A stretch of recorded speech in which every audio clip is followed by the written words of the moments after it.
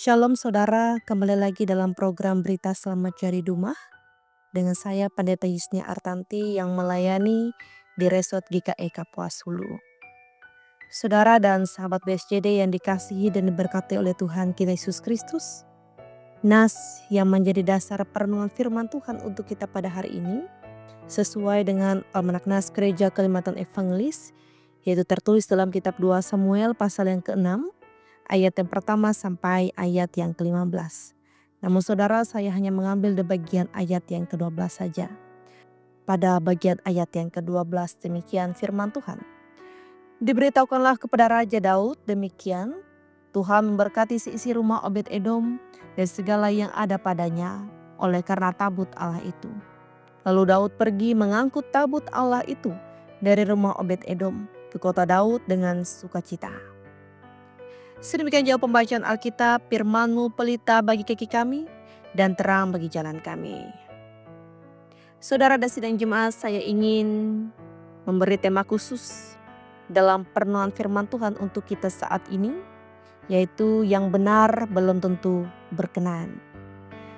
Saudara dan sidang jemaat, kita tahu bahwa tabut Allah menjadi tanda kehadiran Allah di tengah-tengah umat. Tiap kali tabut Allah berada di antara umatnya, umat Tuhan mengalami kemenangan. Begitu sebaliknya saudara, bila berada di daerah musuh atau tempat di mana Allah tidak berkenan, maka Allah menyatakan ketidaksukaannya. Saudara, Raja Daud adalah seorang yang ditunjuk dan ditetapkan Tuhan untuk menjadi Raja Israel menggantikan Saul. Sebagai Raja, Daud tunduk dan taat kepada Tuhan, termasuk saat ia melihat tabut perjanjiannya hanya bertempat di rumah Abinadab di Baale Yehuda pada saat itu, di mana di sebuah tempat pedesaan yang ada di sekitar kota Yerusalem.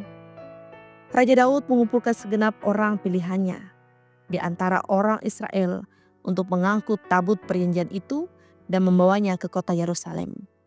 Namun saudara dan sidang jemaat, dalam perjalanannya membawa tabut Tuhan tersebut, terjadi suatu kecelakaan yang menyebabkan kematian Uzza. Lalu Daud pada saat itu berpikir bahwa ia ingin menghentikan perjalanannya untuk membawa tabut perjanjian itu. Sehingga ia membuat keputusan bahwa tabut Tuhan disimpan dahulu di rumah Obed-Edom. Dan setelah 3 bulan lamanya, baru Daud kembali memindahkan tabut perjanjian itu ke kota Daud dengan penuh sukacita. Ia menjadi pertanyaannya untuk kita semua. Mengapa Daud sempat menghentikan perjalanannya untuk membawa tabut Allah dan tidak melanjutkan sampai tujuan awal?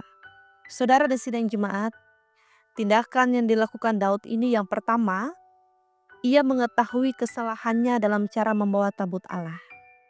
Dan yang kedua, ia ingin belajar dan mencari tahu apa sebenarnya yang dikehendaki Allah dalam setiap kehidupannya, bahkan juga ketika ia membawa tabut Allah itu.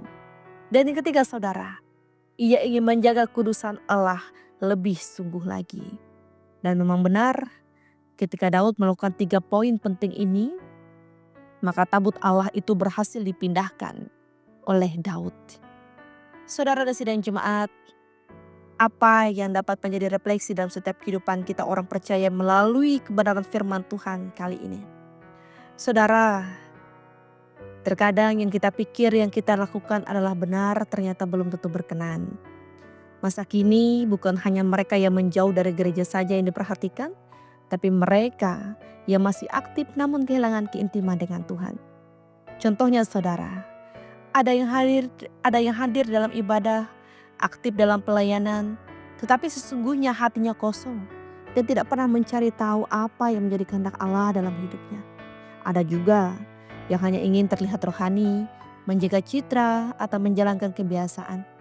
Ada pula yang mulai menganggap ibadah hanya formalitas mingguan semata dan tidak pernah membawa pengaruh dalam hidup sehari-hari, sehingga tidak pernah berubah dan berbuah. Saudara dan sidang jemaat, tabut Allah saat ini adalah tubuh setiap orang percaya. Oleh sebab itu, sebagai orang percaya, kita harus menjaga kudusan hidup kita dengan belajar mencari kehendak Allah dan hidup benar, serta iman yang sungguh-sungguh kepada Allah. Jagalah kehadiran Allah dalam kehidupan kita, sehingga Allah memberkati kita seperti Allah memberkati Obed-Edom.